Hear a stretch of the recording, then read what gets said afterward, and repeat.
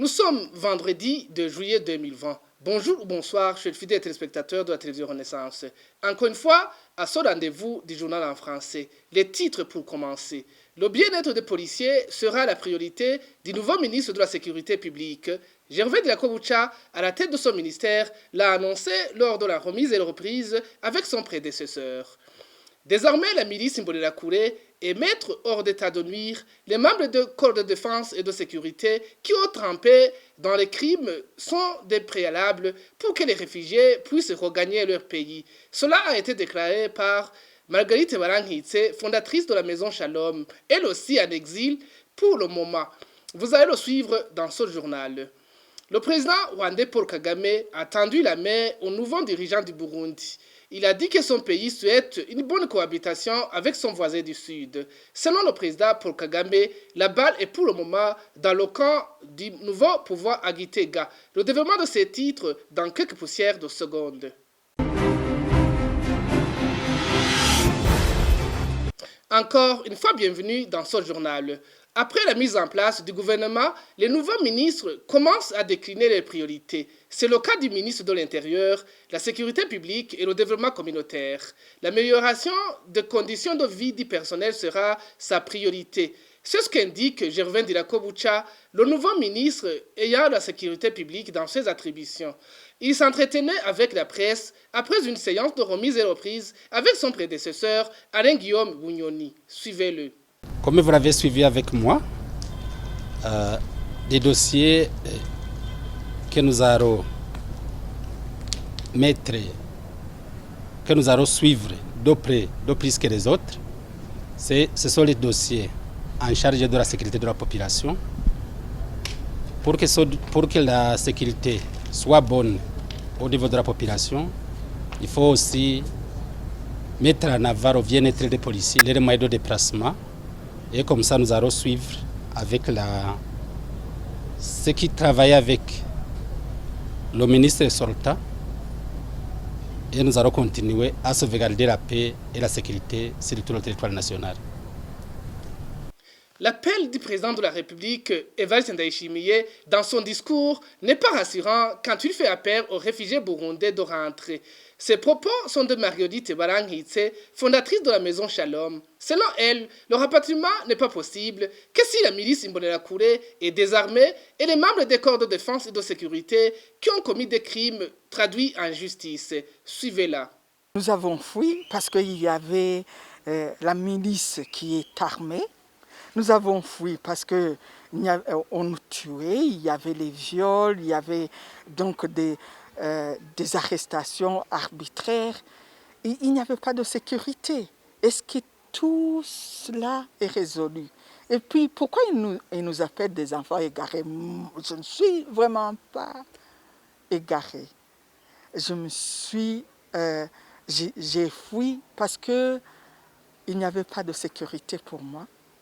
J'ai fui parce que le Burundi est devenu, je pourrais dire, une prison à ciel ouvert. J'ai fui parce qu'il y a la terreur. Le jour où il n'y aura plus d'Imbonerakure armés, le jour où on va libérer tous les 9000 prisonniers d'opinion, le jour où toutes ces médias indépendantes pourront être réellement indépendantes, le jour où il y aura un dialogue avec les partis d'opposition et que le jour où on va arrêter les criminels qui sont à la tête du pays, je vais rentrer. J'aime bien ma maman, le Burundi. Je ne suis pas si heureuse d'être en dehors de ma patrie parce que être réfugié, c'est une injustice suprême. Il faut savoir que être réellement réfugié, c'est comme un enfant qu'on sépare de sa maman. Donc nous ne sommes pas heureux d'être à l'extérieur, d'être appelés apatrides. C'est une souffrance pour nous. Marguerite Barangitse réagissait à l'appel du président Evariste Ndayishimiye qui demandait aux réfugiés burundais de rentrer dans les meilleurs délais. Dans la suite de sa campagne intitulée « Le prix mortel de l'opposition, l'initiative pour les droits humains au Burundi » nous parle aujourd'hui d'un certain Albert Nyondiko qui a été tué par balle lors d'une opération conjointe de la police et du service national de renseignement du 9 mars cette année. C'était dans la commune de Mugamba, province Bururi, au sud du pays. Après sa mort, la police a ordonné qu'il soit enterré rapidement en l'absence de sa famille. Suivez Karina Tersakian, chercheur au sein de l'initiative pour les droits de l'homme au Burundi. Le quatrième cas dans notre série Le prix mortel de l'opposition, c'est le cas d'Albert Nyondiko, qui a été tué par balle le 9 mars 2020 dans une opération de la police et du service de renseignement. Il a été tué devant une petite cabane où il avait passé la nuit dans la commune Mugamba, province de Bururi. Après sa mort, la police a ordonné qu'il soit enterré rapidement en l'absence de sa famille. En fait, les autorités étaient à la recherche d'Albert Nyondiko depuis plusieurs années. Elles le soupçonnaient d'être membre d'un groupe d'opposition armé. Mais plutôt que de l'arrêter, de le traduire en justice, la police et les services de renseignement l'ont abattu sur le champ. Ces événements ont eu lieu dans un contexte particulier dans la province de Bururi et notamment la commune de Mugamba, où l'opposition au gouvernement a un soutien assez important. D'ailleurs, Albert Nyondiko lui-même avait été membre du parti d'opposition, le MSD, et avait participé aux manifestations en 2015 contre le troisième mandat du président Pierre Nkurunziza. Son meurtre donne un signal fort à d'autres opposants dans cette région sur ce qui pourrait leur arriver eux aussi. À notre connaissance, il n'y a pas eu d'enquête pour savoir si l'usage de la force létale était nécessaire dans cette opération. Nous avons écrit aux autorités, y compris au procureur de la République de la province de Bururi et au commissaire provincial de la police, pour savoir pourquoi Albert Nyondiko a été tué, pourquoi il n'a pas été arrêté selon les procédures normales, mais nous n'avons pas reçu de réponse. Continuons ce journal sur la page santé. Le nombre de nouveaux cas du Covid-19 bat des records essentiellement en Amérique. Certains pays ayant contenu la pandémie font face à une nouvelle vague de contamination inquiétante. Entre-temps, la haute commissaire des Nations Unies aux droits de l'homme s'inquiète des discours des autorités, dont celle du Burundi, qui peuvent intensifier la gravité de la pandémie du coronavirus. Les détails avec Bertrand Ngendakuriyo.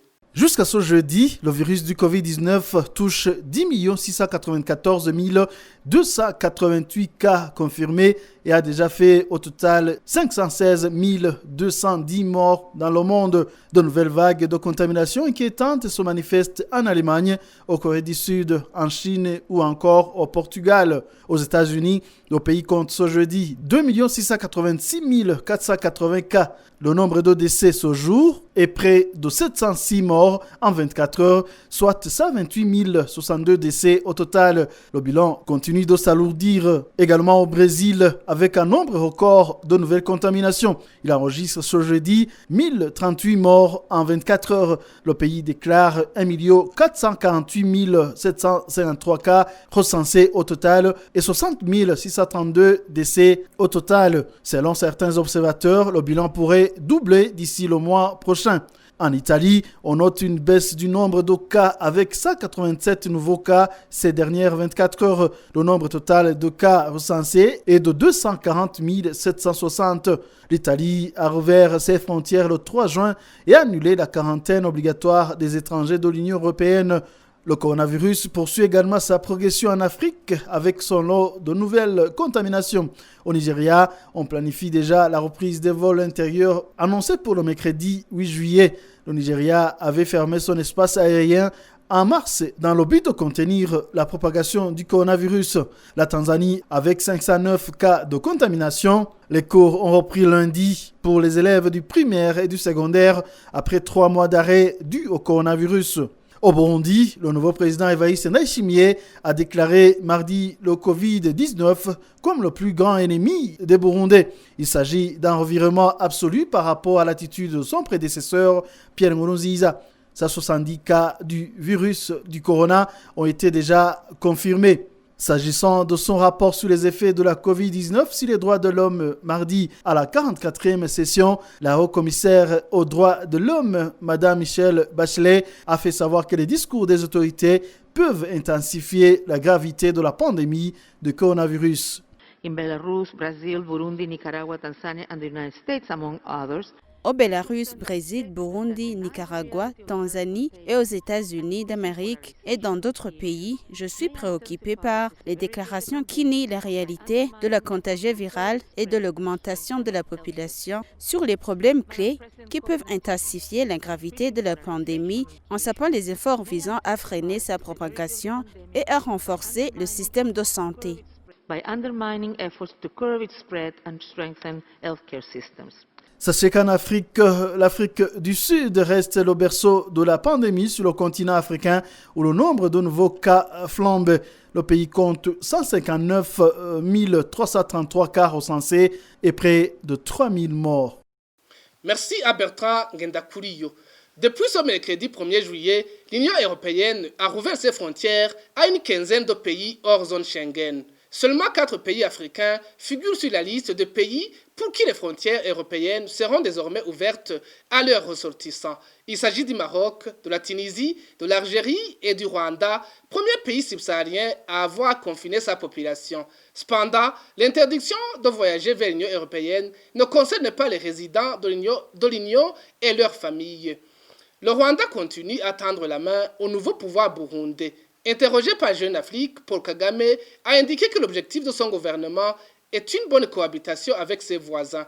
Le président rwandais a précisé que tout ne dépend que des nouveaux dirigeants du Burundi. Il exprimait son espoir de voir son vœu se réaliser en donnant l'exemple de la RDC. We have always wanted to normalize the relationship with the Burundi or with anybody, whether our neighbors or countries so far away. In fact, to begin with, we've been lucky with the DRC, for example, so far. When the administration changed, we have a new situation, we have a new president, President Tshisekedi of DRC. He has been open to cooperation. He has allowed that cooperation to be there and things to normalize, and we are very happy with that. There are many things we can keep working on for even a stronger cooperation, and there is that possibility with the new president. So that's one good thing. Maybe in Burundi, hopefully it might be the same. But it doesn't depend only on what I think. It depends on what the leadership in Burundi thinks as well. And together, I think, then we can change the situation. But that is our objective. For us, our objective is to work well with our neighbors. Cet appel de Paul Kagame survient près d'une semaine après une attaque d'hommes armés dans le district de Nyaruguru, près de la frontière avec le Burundi. Les assaillants qui provenaient du Burundi ont été repoussés par l'armée rwandaise. 4 des hommes armés ont été tués et une grande quantité d'armes saisies. Page justice pour clore son journal. Les 4 reporters du journal Iwachu totalisent ce jeudi 255 jours d'incarcération. Ils ont été condamnés le 30 janvier à 2 ans et demi de prison et d'une amende d'un million chacun par le tribunal de grande instance de Bubanza. Pour le rappel, ils ont été arrêtés le 22 octobre dernier à Bubanza. Christine Kamikazi, Agnès Ndirubusa, Terence Mozenzi et Egide Harimana sont accusés de tentative d'atteinte à la sûreté intérieure de l'État. Et c'est par ici que prend fin ce journal. Merci à vous qui nous avez suivis. Merci aussi à l'équipe de production et à l'équipe technique. Au revoir.